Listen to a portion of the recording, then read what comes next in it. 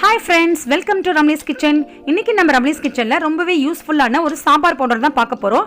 நம்மளுடைய ரம்லீஸ் கிச்சனில் ஏற்கனவே ஹோம்மேட் பிரியாணி மசாலா எப்படி பண்ணுறதுன்னு பார்த்தோம். அதே போல் இன்றைக்கி நம்ம பார்க்குறது ஹோம்மேட் சாம்பார் பவுடர். இதை நம்ம எப்படி பண்ண போகிறோங்கிறதையும் இதுக்கு தேவையான பொருட்கள் என்னென்ன அப்படிங்கிறதையும் இந்த சாம்பார் பவுடர் வச்சு நம்ம என்னென்ன டிஷ் பண்ணலாம் அப்படிங்கிறதையும் இந்த வீடியோவில் பார்க்கலாம். இந்த வீடியோக்குள்ளே போகிறதுக்கு முன்னாடி இது வரைக்கும் நம்மளுடைய ரம்லீஸ் கிச்சன் சேனலை சப்ஸ்கிரைப் பண்ணாதவங்க மறக்காமல் சப்ஸ்கிரைப் பண்ணிக்கோங்க. பக்கத்தில் இருக்க பெல் ஐக்கான் கிளிக் பண்ணிக்கோங்க. அப்படியே ஆளுங்கிற ஆப்ஷனையும் சேர்த்து கிளிக் பண்ணிக்கோங்க. அப்போ தான் நான் போகிற வீடியோஸில் உங்களுக்கு இமீடியட்டாக நோட்டிஃபிகேஷன் வந்து சேரும். இந்த பொடி செய்கிறதுக்கு என்னென்ன பொருட்கள் தேவைன்னு பார்க்கலாம். மிளகு 2 ஸ்பூன், சீரகம் 2 ஸ்பூன், கடலைப்பருப்பு 3 ஸ்பூன், உளுத்தம்பருப்பு 3 ஸ்பூன், தனியா 3 ஸ்பூன்,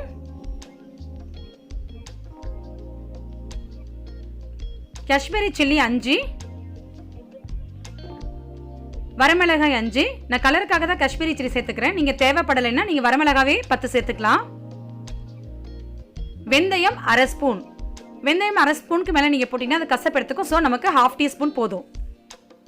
இந்த பொருட்கள் எல்லாத்தையும் இப்போ நம்ம ட்ரை ரோஸ்ட் பண்ணிக்கலாம். ஸ்டவ்வை நீங்கள் சிம்லேயே வச்சுக்கோங்க. ஃபுல் ஃப்ளேம்லேயே வச்சுக்கினா இது கரைஞ்சிறதுக்கு நிறைய சான்சஸ் இருக்குது. ஸோ நீங்கள் சிம்லேயே வச்சு இதை நல்லா ட்ரை ரோஸ்ட் பண்ணுங்கள். கலர் வந்து லைட்டாக மாறினா போதும். நமக்கே தெரியும், லைட்டாக கோல்டன் கலரில் மாறினா போதும்.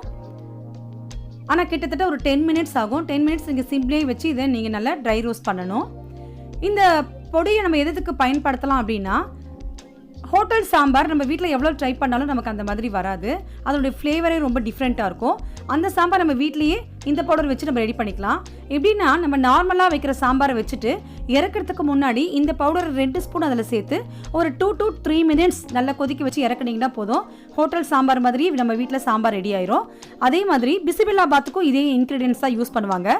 ஸோ இந்த பொடியை வச்சு நம்ம பிசிபிலா பாத்தும் செய்யலாம், சாம்பார் சாதம் செய்யலாம்.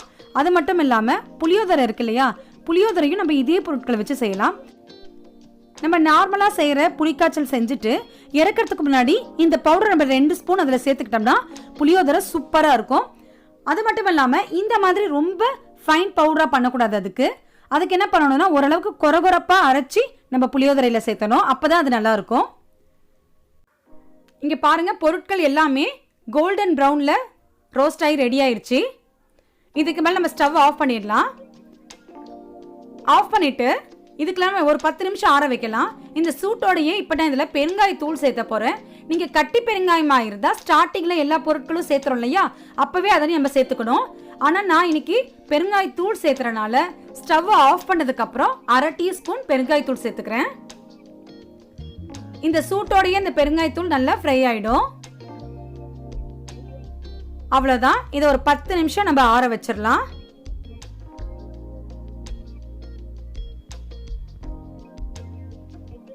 நல்லா ஒரு 10 நிமிஷம் ஆற வச்சுட்டு இதை நம்ம ஒரு மிக்ஸி ஜாரில் போட்டு நமக்கு எந்த அளவுக்கு வேணுமோ அந்த அளவுக்கு நம்ம பவுடராக்கி இறக்கிக்கலாம். இது சாம்பாருக்கு இல்லை பிசிபெல்லா பாத்துக்கு இந்த மாதிரி பண்ணுறதா இருந்தால் நல்லா நீங்கள் ஃபைன் பவுடராக அரைச்சிக்கோங்க. இல்லை புளியோதரைக்கு பண்ணுறதா இதே பவுடர் கொரகொரப்பாக அரைச்சிக்கோங்க. இந்த பவுடரை ஒரு ஏர்டைட் கண்டெய்னரில் போட்டு ஃப்ரிட்ஜில் வச்சு ஸ்டோர் பண்ணிக்கோங்க. வெளியே வச்சுருந்தீங்கன்னா ஒரு 1 வீக் அப்புறம் வண்டு வர ஆரம்பிச்சிடும். அதனால நீங்கள் ஃப்ரிட்ஜில் ஸ்டோர் பண்ணிக்கிட்டீங்கன்னா உங்களுக்கு ஒரு 1 மந்த் வரைக்கும் இதோட ஃப்ளேவர் மாறாது, அப்படியே இருக்கும். உங்களுக்கு எப்போ தேவையோ அப்போ எடுத்து யூஸ் பண்ணிட்டு திரும்ப நீங்கள் ஃப்ரிட்ஜில் வச்சு ஸ்டோர் பண்ணிக்கலாம். இந்த பவுடரை வச்சு நம்ம புளியோதரை, சாம்பார் சாதம், பிசிபெல்லா பாத், அது மட்டும் இல்லாமல் ரொம்பவே சூப்பரான ஹோட்டல் சாம்பாரும் பண்ணலாம். இந்த வீடியோ உங்களுக்கு பிடிச்சதுன்னா மறக்காமல் லைக் பண்ணுங்கள், கமெண்ட் பண்ணுங்கள், உங்கள் ஃபேமிலி அண்ட் ஃப்ரெண்ட்ஸ்க்கு ஷேர் பண்ணுங்கள். இதேமாதிரி வீடியோஸ் நீங்கள் தொடர்ந்து பார்க்குறதுக்கு மறக்காமல் ரம்லீஸ் கிச்சன் சேனலை சப்ஸ்கிரைப் பண்ணுங்கள். தேங்க்ஸ் ஃபார் வாட்சிங்.